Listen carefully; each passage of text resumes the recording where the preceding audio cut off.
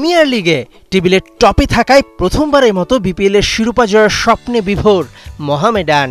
Break silence, এবার 4 বছরের বিরতি কাটিয়ে আবার ঐতিহ্যবাহী ক্লাবটিতে আসছে নির্বাচন। শনিবার ক্লাবের পরিচালনা পর্ষদের সভায় এসেছে চূড়ান্ত সিদ্ধান্ত।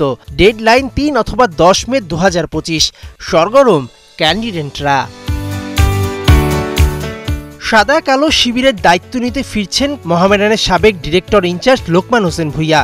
দুদকের করা মানি লন্ডারিং মামলার অভিযোগ প্রমাণিত না হয় তাকে বেকসুর খালাস দিয়েছে আদালত। কেটে গেছে তার বিদেশ যাত্রা ও সম্পদ বিক্রির নিষেধাজ্ঞা। তাই মোহামেডানে নির্বাচন করতে আর কোনো নেই বাধা। 2019 সালে করা দুদকের মামলায় মানি লন্ডারিং এর কোনো প্রমাণ পাননি আদালত।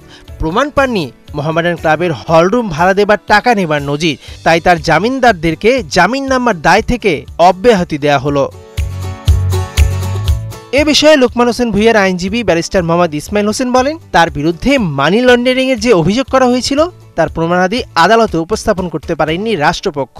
আমরা প্রমাণ করতে সক্ষম হয়েছি যে লোকমান হোসেন ভূঁইয়া কোনো মানি লন্ডারিং করেননি। ক্লাবের হলরুম ভাড়া দেওয়ার অর্থ ক্লাবের হিসেবেই জমা হয়েছে এবং তার অডিটও জমা দেওয়া হয়েছে আদালতে।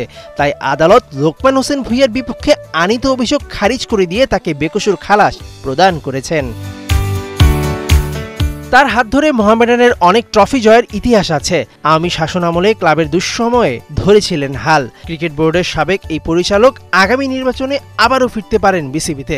জীবনের হারিয়ে যাওয়া অতীতকে ভুলে যাওয়া লোকমান সাজাতে চান বর্ণোজ্জ্বল আগামীকে। মেহেদি নাইম, ৭১।